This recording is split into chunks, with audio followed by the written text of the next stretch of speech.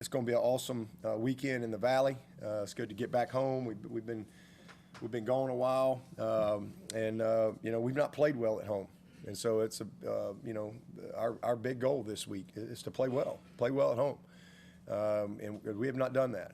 So we've got to get back to playing like we're capable of playing here in the Valley. Our fans deserve that. It's unbelievable support here, and we won the Troy game, but we didn't play well. And so, we need to continue the momentum. We've created some momentum these last couple of games by just, not playing perfect, but we've played well. It's hard to win every single week, and especially when you don't play well. But it's good, again, for them to, just be able to see it these last couple of weeks, collectively as a group. And hopefully that momentum will carry over in this game. But it ain't gonna get any easier. I mean, every game is. We play good people. It's a really good team, and we got to play well. If we play well, then it shouldn't matter where we play. If I've said that since the day I got this job. If you're only going to win at home, you're not going to be very good. But that was a big goal of mine when I got this job because we weren't a great home winning team. We were good, but not great. And in my 17 years, we've been great. We've been great at home. Great. Not good, we've been great. But as of late, we've stunk. And we got to get that turned around. And so how do you do that? Well, you do what winning requires. It's the same stuff. Nothing changes. You gotta play well. You gotta earn the right to win. You gotta take the ball away. You gotta create some stops. You gotta be explosive. You gotta have more big plays than the opponent. You gotta be able to run the ball, stop the run. You play with discipline. You play with great effort. You play with physicality. You make some plays in special teams. You don't have a bunch of stupid penalties. It doesn't matter where you play. You got to earn the right to win. Yeah, just football character and character as people. Our program, like I said, our program is doing its job. The program is very, very strong here. It's in what the program is set up to do, the purpose of the program, it's thriving.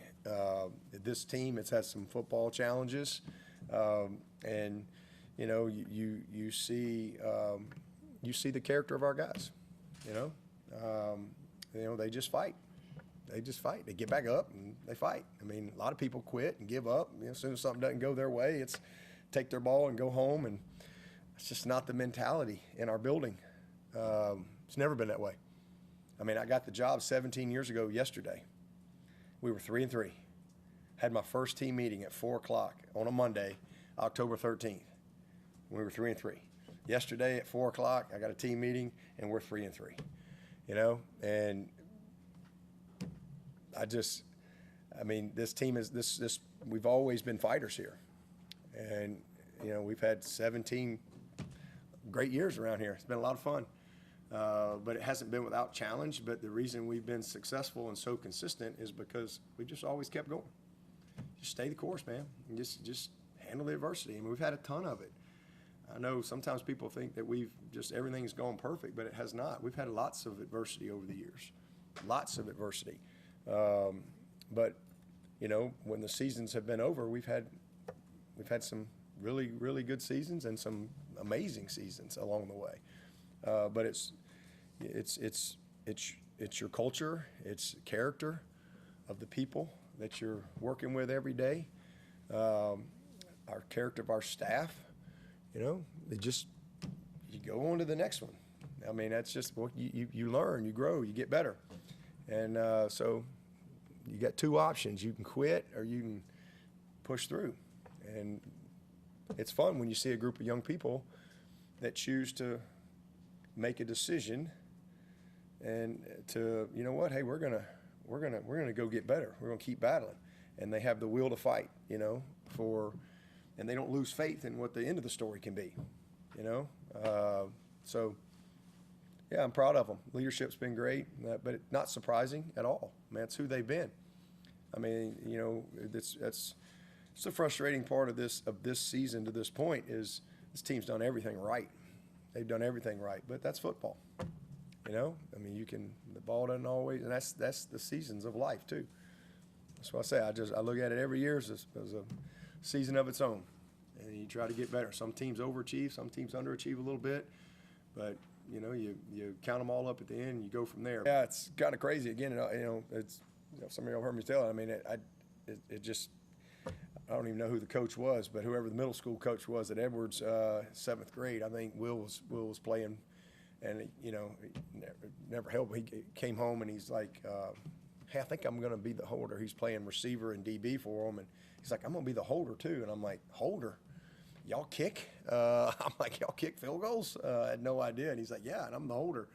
And they've all got good hands, and just that's where it started. And Will was the holder, and when he got to Daniel, they just kept him as the holder, and he was he was an all-region receiver. He was a good little career, but and then when Drew came along, they're like, you're the holder. And so by the time Clay came along a few years later, it was the same thing. It all started at Edwards, and then they just carried it on, and it's just it's a craft. I mean, it's something that, again, it's one of those things that there's a lot to it, and it's you don't notice a holder unless it's something bad, and you don't really appreciate one until you don't have one.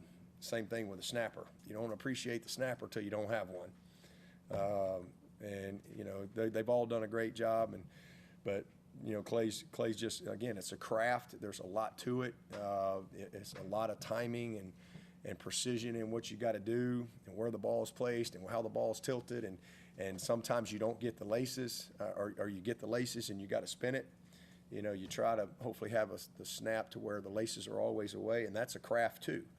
And Casperson is amazing at that. But hey, occasionally you have a bad snap, and you got to be able to get it down. And so that was a kind of a chaotic situation, and just definitely a great play by him. And also Nolan's got to trust that. I mean, when your snapper's standing up almost and you're approaching the ball, and it's a 50-yard field goal, you got to have a lot of trust with each other that, hey, it's going to be there. And I think Nolan deserves a lot of credit too, because he just kind of stayed the course. He didn't change his approach. He just trusted that, hey, somehow, some way we're going to get it there and we'll make a kick at it. So it was definitely a great play.